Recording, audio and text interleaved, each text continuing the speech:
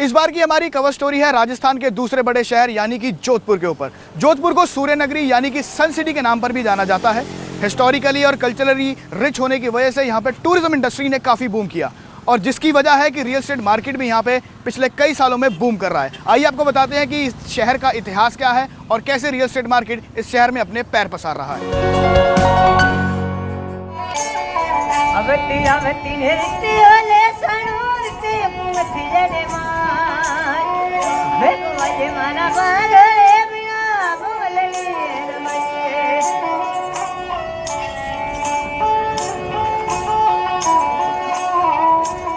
जोधपुर राजस्थान का दूसरा बड़ा शहर। जोधपुर शहर को सूर्य नगरी के तौर पर तो जाना जाता ही रहा है, पर इस शहर को नीले मकानों की नगरी भी कहा जाता है। ये शहर ऐतिहासिक और सांस्कृतिक नजरिए से भारत के नक्शे पर अपना एक अलग मकाम रखता है। यकीनन जोधपुर के किले और हवेलियां इस शहर की खूबसूरती की पहचान है, लेकिन अब मॉडर्न इंडिया की झलक भी इस शहर का अहम हिस्सा बनती जा रही है। यहाँ लाखों लोग दुनिया भर से इस शहर की संस्कृति को देखने के लिए आते हैं। तकरीबन 550 साल के इस सफर में जोधपुर ने विकास के कई पड़ाव पार किए हैं। जोधपुर का विकास काफ़ी तीव्र गति से हो रहा है। जोधपुर में एम्स, IIT, फिर रिफाइनरी का भी प्रावधान है। उसकी वजह से जोधपुर का चारों तरफ से विकास हो रहा है। अभी जोधपुर चौपाशनी रोड की तरफ ज़्यादा बढ़ रहा है, लेकिन आने वाले समय में जब हाई कोर्ट का विस्तार हो जाएगा, नया हाई कोर्ट चालू हो जाएगा, तो पाली रोड की तरफ जोधपुर का विस्तार ज़्यादा होगा। जोधपुर शहर अब न सिर्फ हवेलियों और किलों तक सीमित है, बल्कि अब इस शहर ने आधुनिक जीवन की तरफ अपने पैर पसारने शुरू कर दिए हैं। जोधपुर अपने चित्तर के पत्थर और हैंडीक्राफ्ट के लिए दुनिया भर में मशहूर है, लेकिन राजस्थान के दूसरे बड़े शहरों के तौर पर जोधपुर को दर्जा देने की वजह है यहाँ पर लगातार हो रही तरक्की। अब इस शहर में education hub, Ayurvedic university, law university, IIT, medical university और एम्स जैसे बड़े संस्थान भी अब जोधपुर में पहुंच गए हैं। आज की मार्केट है, अगर आप देखें तो इन्वेस्टर ड्रिवन मार्केट से हटके वो एंड यूज़र ड्रिवन मार्केट हो रही है। और अगर नई एम्प्लॉयमेंट अपॉर्चुनिटी आती हैं, नए स्कूल्स कॉलेजेस खुलते हैं, नए एजुकेशनल इंस्टीट्यूशंस खुलते हैं और नए सोलर प्लांट्स या नई बड़ी इंडस्ट्रीज़ आती हैं, तो वहाँ पे ऑब्वियसली एम्प्लॉयमेंट अपॉर्चुनिटी ज़्यादा क्रिएट होगी। और अगर लोग ज़्यादा आते हैं तो they prefer to buy homes. तो हर एक का आज का सपना होता है कि अब अगर हम किसी नई जगह पे जाते हैं, माइग्रेट होते हैं, तो वहाँ पे अपना घर हो, चाहे वो छोटा घर हो। वैसे तो जोधपुर के लोग इंडिपेंडेंट बंगलोज और कोठियों में रहना पसंद करते हैं, लेकिन पिछले कई सालों में यहाँ फ्लैट कल्चर ने बड़े पैमाने पर इस शहर की तरक्की को दर्शाया है। एक्सपर्ट्स का मानना है कि यहाँ आने वाले सालों में 3 गुना तक एम्प्लॉयमेंट अपॉर्चुनिटी बढ़ सकती है, जिसके चलते जोधपुर में रियल एस्टेट मार्केट की डिमांड में बढ़ोतरी की उम्मीद है। रामेश नकवी, जी मीडिया, जोधपुर। आइए अब आपको मिलवाते हैं उमेद पैलेस के महाराजा गज सिंह से और जानते हैं कि जोधपुर में आने वाले सालों में क्या विकास होने वाला है और इसका इतिहास था क्या। और सबसे बड़ी बात कि जो आप मेरे पीछे उमेद पैलेस दिख रहे हैं, ये वर्ल्ड की बेस्ट प्रॉपर्टी में शामिल हुआ है। ये भी उनसे सवाल जानेंगे कि आखिरकार ऐसी क्या वजह है जो कि उमेद पैलेस को वर्ल्ड की बेस्ट प्रॉपर्टी माना गया है।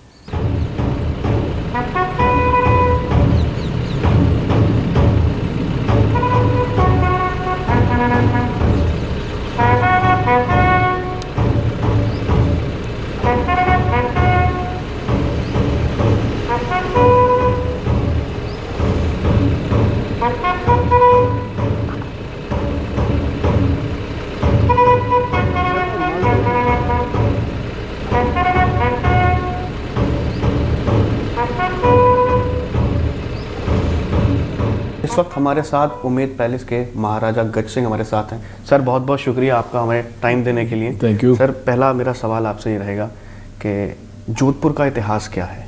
जोधपुर तो इसका फाउंडेशन हुआ था, राव जोधा ने किया था जी 1459 में जी। और उस वक्त के जो किला है हमारा मेहरानगढ़, इसका फाउंडेशन लगाया गया था। और सिटी जो उस वक्त थी उसके पीछे, किले के पीछे थी। उसके बाद सर क्या डेवलपमेंट रहा है इस शहर का? उसके बाद ये फिर सांची नगर आया, वो जो उस वक्त स्टेट टाइम में प्लानिंग था उसका जी, लेकिन बाद में इंडिपेंडेंस के बाद, मर्जर के बाद वो डेवलप हुआ। और फिर थोड़ा तो होता रहा है फैजल वे में जी। लेकिन अब क्या है, अब ये डेवलपर्स आ गए हैं जोधपुर में और ये प्लान्ड कॉलोनीज बन रही है। सर, ये जो आपकी उम्मेद हेरिटेज सोसाइटी जो बनाई है, क्या सोच के आपने, क्या आपके दिमाग में आया कि इस तरीके की सोसाइटी होनी चाहिए? इसके पीछे क्या लक्ष्य था आपका? मैंने सोचा कि पैलेस के आसपास में जो भी ज़मीन है उस पर जो भी डेवलपमेंट हो उससे मिलता जुलता होना चाहिए, इसको शोभा दे जैसा डेवलप होना चाहिए, जैसे है फैजल नहीं होना चाहिए। तो इसलिए मैंने सोचा यहाँ ही हम ही क्यों नहीं अपने आप कोई डेवलपर के साथ मिलकर कॉलोनी प्लान करें। तो उस हिसाब से ये कॉलोनी प्लान हुई थी। तो अगर मैं आने वाले 5 या 10 साल की बात करूं तो जोधपुर का नक्शा, जोधपुर की शक्ल, जोधपुर का वक़ार जो है वो कितना बड़ा हो जाएगा? वो उसके बारे में हम ये एक ग्रुप बनाया है IIT के साथ जी। उन्होंने कहा तो इनको जोधपुर का जो ये एग्जैक्टली ये भी बात है कि इसके जोधपुर का रूप क्या होगा 30-40 ईयर्स में। तो उसके लिए आंकड़े हम कलेक्ट कर रहे हैं और हर एक तरह के एडमिनिस्ट्रेशन को भी इन्वॉल्व कर रहे हैं, बिजनेस फ्रेटर्निटी को, लोकल्स, सबका इनपुट ले रहे हैं, उनके व्यूज़ ले रहे हैं और एक मास्टर प्लान बना रहे हैं जो हम सरकार के साथ शेयर कर रहे हैं। सर, अगर मैं उम्मेद पैलेस की बात करता हूं तो ये वर्ल्ड की बेस्ट डेस्टिनेशन मानी गई है, टूरिस्ट हब माना गया है, इसकी रैंकिंग हुई है, तो इसके पीछे क्या वजह है सर? एक तो ये बहुत शानदार बिल्डिंग बना हुआ है, ग्रैंडफादर ने जो सोच खरीद की थी 1929 में इसका फाउंडेशन हुआ था। British company Lancaster and Lodge, इनके आर्किटेक्ट है लैंकेस्टर। इसमें ये 2-3 बात है। एक तो ये अभी तक पैलेस है जी, अपना रेजिडेंस है फैमिली का। मैं सब मैनेजर्स को कहता हूँ कि ये होटल नहीं है, पैलेस है, उस हिसाब से कब देखो। लेकिन जो होमली फीलिंग है, जो कर्टसी है राजस्थान की, वो ये पैलेस होने की वजह से आती है। तो ये कॉम्बिनेशन सब चीज़ का, और ये यहाँ रहने से एक एक्सपीरियंस है। और अब ये ट्रिप एडवाइज़र का हमें अवार्ड मिला है। ये बहुत इंपॉर्टेंट अवार्ड है क्योंकि ये कोई प्रोफेशनल्स का नहीं है, ये आम ट्रैवलर्स का है, वो उनके वोटिंग से आए थे। तो इट्स वेरी वैल्यूबल, हमें ये तोहफा मिला है।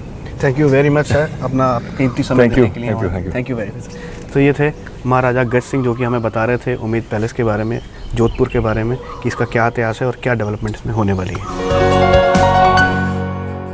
आइए अब आपको बताते हैं एशिया की पहली हेरिटेज सोसाइटी के बारे में जो कि जोधपुर में है। 120 एकड़ में फैली इस सोसाइटी का नाम है उम्मेद हेरिटेज सोसाइटी। इसकी खासियत ये भी है कि ये वर्ल्ड के टॉप पैलेसेस में से एक जो पैलेस है उम्मेद पैलेस, उसके बिल्कुल बराबर में लगी हुई सोसाइटी है। ज़्यादा जानकारी के लिए देखिए हमारी खास report.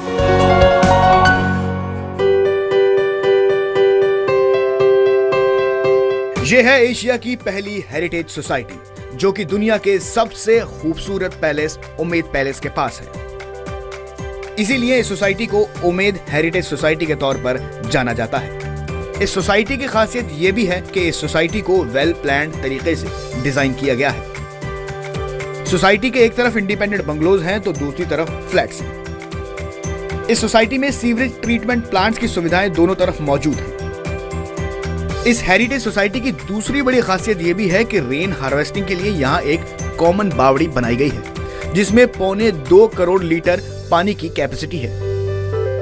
45% of the entire area of this project is only either green, garden or roads or open. So that's one of our biggest point because you live here, you are in the city but you are living in a palatial atmosphere. That was our idea. कई मूलभूत सुविधाओं से lace ये society अपने आप में एक बेमिसाल खूबसूरती की मिसाल है। इसके अलावा ये सोसाइटी 120 एकड़ में फैली हुई है। 2 हिस्सों में बटे होने की वजह से इस सोसाइटी में एक तरफ 500 इंडिपेंडेंट बंगलोज हैं तो दूसरी तरफ फ्लैट्स हैं जिनका कारपेट एरिया 1600 स्क्वायर फीट से लेकर 3000 स्क्वायर फीट तक का है। इसके अलावा इस सोसाइटी में 10 गार्डन्स हैं जिनके नाम शहर के पुराने चौक के नाम पर रखे गए हैं, जैसे मोती चौक, सोजती चौक, घोड़ा चौक, कबूतरों का चौक और माणक चौक। इसके अलावा आधुनिक तौर का क्लब भी इस सोसाइटी में है। ऑल कनेक्टिविटी जो यहाँ से चाहिए आपको वो सब यहाँ से इजीली अवेलेबल है। सिटी भी दूर नहीं है। इधर अपने को अगर जयपुर जाना है तो हाईवे इधर से कनेक्ट होता है, अहमदाबाद जाना है तो हाईवे इधर से कनेक्ट होता है। So like that way connectivity wise it is ideally located place which I can say. इस हेरिटेज सोसाइटी में बेमिसाल लैंडस्केपिंग भी की गई है जिसके चलते यहाँ पर 10 किलोमीटर का जॉगिंग ट्रैक है। इसी वजह से इस सोसाइटी में ज्यादातर जोधपुर के ए क्लास ऑफिसर्स, बिजनेसमैन, लॉयर्स और डॉक्टर्स अपनी आलीशान कोठियां छोड़कर इस सोसाइटी की तरफ रुख कर रहे हैं। कनेक्टिविटी के लिहाज से भी हेरिटेज सोसाइटी शहर से अच्छी तरह से कनेक्टेड है। Airport, railway station, schools, colleges सभी इस सोसाइटी के 4 किलोमीटर के रेडियस में हैं। और अगर सोसाइटी की यूएसबी की बात करें तो जोधपुर के राजा का पड़ोसी होना है। Ramesh Naqvi, Zee media, Jodhpur. Real estate market में जहां एक तरफ मंदी चल रही है, वहीं दूसरी तरफ जोधपुर का रियल एस्टेट मार्केट काफ़ी बूम कर रहा है, जिसके चलते न्यू जोधपुर नाम का इलाका विकसित किया गया है। आने वाले सालों में ये माना जा रहा है कि यहाँ पर अच्छे रिटर्न्स मिल सकते हैं अगर कोई प्रॉपर्टी में निवेश करता है। आइए आपको बताते हैं कि कहाँ पे निवेश करने पे मिल सकते हैं अच्छे रिटर्न। देखिए हमारी ये रिपोर्ट।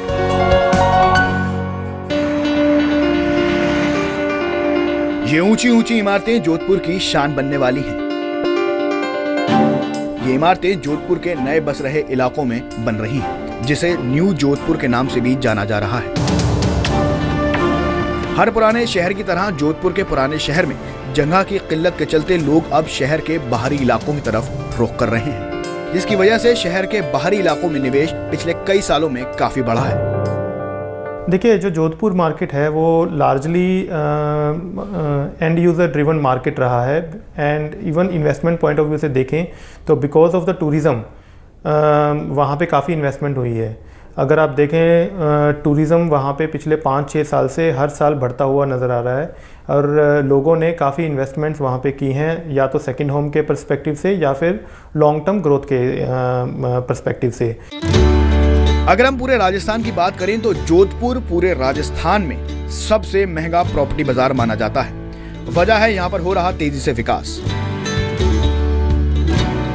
जोधपुर शहर अब न सिर्फ अपने हैंडीक्राफ्ट इंडस्ट्री और पत्थर के काम के तौर पर जाना जाता है, बल्कि कई होटल इंडस्ट्री के साथ साथ एमएनसीज ने जोधपुर शहर की तरफ रुख किया है, जिसमें इस शहर के बाहरी इलाके शामिल हुए।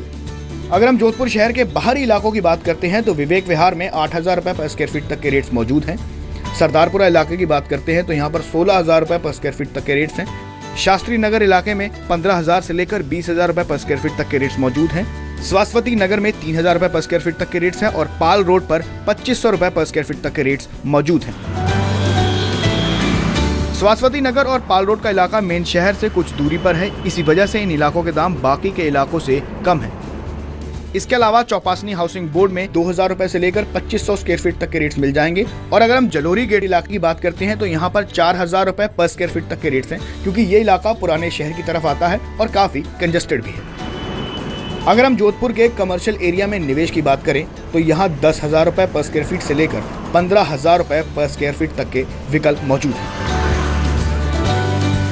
सरदारपुरा इलाके में 30,000 रुपए पर स्क्वायर फीट तक के रेट है। शास्त्री नगर इलाके में 30,000 से लेकर 40,000 रुपए पर स्क्वायर फीट तक के रेट है। वहीं पाल रोड की बात करें तो यहाँ 20,000 से लेकर 25,000 रुपए पर स्क्वायर फीट तक के रेट है। स्वास्वती नगर में 12,000 से 15,000 रुपए पर स्क्वायर फीट तक के रेट है। चौपासनी इलाके में 15,000 रुपए पर स्क्वायर फीट तक के रेट्स मौजूद हैं।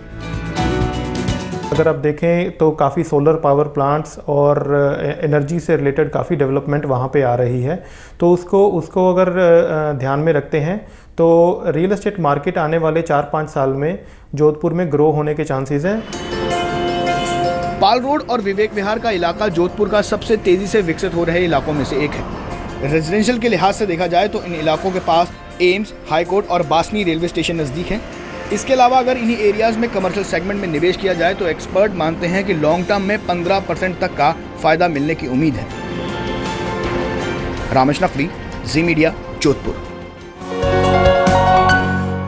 एक अंग्रेजी की कहावत है, every coin has two faces. जहां जोधपुर में सब कुछ बढ़िया चल रहा है, वहीं दूसरी तरफ नए जोधपुर इलाके में, जो कि विवेक विहार के नाम से जाना जाता है, यहाँ पर एक शख्स ने पिछले 3 साल पहले प्रॉपर्टी में निवेश किया और आज हालत ये है कि उसे निवेश करने के बाद उसे पछताना पड़ रहा है। ना उसकी पुलिस हेल्प कर रही है, ना उसका प्राधिकरण सुन रहा है। वो बेचारा करे तो क्या करे, देखिए हमारी ये खास रिपोर्ट। ये हैं 26 साल के विजय कुमार, जिनका जोधपुर में डेयरी का कारोबार है। अपने फ्यूचर को साकार करने के लिए विजय ने कई सपने देखे। साल 2011 में JDA यानी जोधपुर डेवलपमेंट अथॉरिटी ने एक स्कीम निकाली, जिसके तहत महज 5 लाख रुपए देकर जमीन का कब्जा दिए जाने की बात कही गई। छानबीन करने के बाद विजय को ये भी पता चला कि स्कीम के तहत अगर किसी का प्लॉट उस जमीन के अंदर आता है तो उसको 25% का मुआवजा मिलेगा और 75% के भुगतान के बाद जमीन की मलकियत लेने वाले के नाम हो जाएगी, जिसके चलते साल 2014 में विजय ने 2 प्लॉट्स बुक करवाए। सर हमारा ऑलरेडी प्लॉट था, एक जेडीए ने एक्वायर की थी ज़मीन, जो विवेक विहार योजना नाम रखा उनका, उसमें हमारा प्लॉट था। तो उसमें हमें 75% अमाउंट जमा कराना था, 25% की छूट दी थी जो कि एक्विजिशन से है, जो रूल्स है एज ए रूल। उसके बाद अभी तक हमें ना तो पट्टा दिया है और 75% हमने अमाउंट 2014 में जमा करा दिया। विजय ने जिस प्लॉट को खरीदा था उसके पास पहले से ही उस प्लॉट की रजिस्ट्री थी। जब जेडीए ने विवेक विहार इलाके में प्लॉट एक्वायर किए तो वो प्लॉट भी जेडीए के मास्टर प्लान में आ गया, जिसको कि विजय ने खरीदा था। विजय ये सोचकर काफी खुश थे कि उनको महज 75% पेमेंट देकर उनको उनका प्लॉट रजिस्ट्री सहित मिल जाएगा। पर आज हालात ये हैं कि प्लॉट मिलना तो दूर की बात, उस प्लॉट पर अभी तक कोई काम भी नहीं शुरू हुआ है। हम जाते हैं जेडी वालों के पास, वो सिर्फ आश्वासन देते हैं कि कल दे देंगे, परसों दे देंगे, कल दे देंगे, परसों दे देंगे। अभी तक कुछ नहीं, ना तो हम उसके एक्चुअल मालिक बन पाए, ना कंस्ट्रक्शन करा सकते हैं, ना रह सकते हैं। विजय आज अपने आप को ठगा सा महसूस कर रही हैं। कई बार सरकार से गुहार लगाने के बाद भी विजय के हाथ सिर्फ मायूसी ही लगी है। ललित सिंह, जी मीडिया, जोधपुर। आज से 10 साल पहले जेडीए यानी कि जोधपुर डेवलपमेंट अथॉरिटी ने न्यू जोधपुर के इलाके विवेक विहार में कॉलोनी काटी। लोक लुभावन इश्तेहार दिए गए। लोगों ने ये सोच के निवेश किया कि हमारे साथ धोखा नहीं होगा क्योंकि ये एक डेवलपमेंट अथॉरिटी की सोसाइटी है। लेकिन आज हालत ये है कि वहाँ पर कंस्ट्रक्शन के नाम पर कुछ नहीं हुआ है। यही जानने के लिए हमारे संवाददाता ललित जी ग्राउंड जीरो पर पहुँचे। आइए दिखाते हैं आपको इस रिपोर्ट में कि उस जगह की क्या हालात है। इस वक्त मैं जोधपुर के विवेक विहार कॉलोनी में खड़ा हूं, जो 2006 में जोधपुर विकास प्राधिकरण ने लॉन्च की थी। यहां पे करीब 19,000 भूखंड आवंटित किए गए थे, जिसमें लोगों ने करोड़ों रुपए इन्वेस्ट किए थे। लेकिन तब से लेकर अब तक इतने साल बीत चुके, मूलभूत सुविधाएं नहीं हैं। आप देखें तो सामने हाउसिंग बोर्ड की बड़ी बड़ी बिल्डिंगें खड़ी हो चुकी है, लेकिन उसके जस्ट पीछे आप देखेंगे तो ये विवेक विहार कॉलोनी की जगह है जहाँ पे मूलभूत सुविधाएं नहीं हैं। अब तक जैसे 2006 में ज़मीन थी, आज भी वैसे वैसे पड़ी है। ना बिजली पहुंची है, ना पानी पहुंचा है और ना ही सीवरेज की लाइन यहाँ पहुंची है। आप यहाँ देखें तो रोडों के हालात भी यहाँ बहुत बदतर हैं। तो रोड के 4 फीट नीचे तक ज़मीन है, जिसके चलते मकान बनाना बहुत मुश्किल है।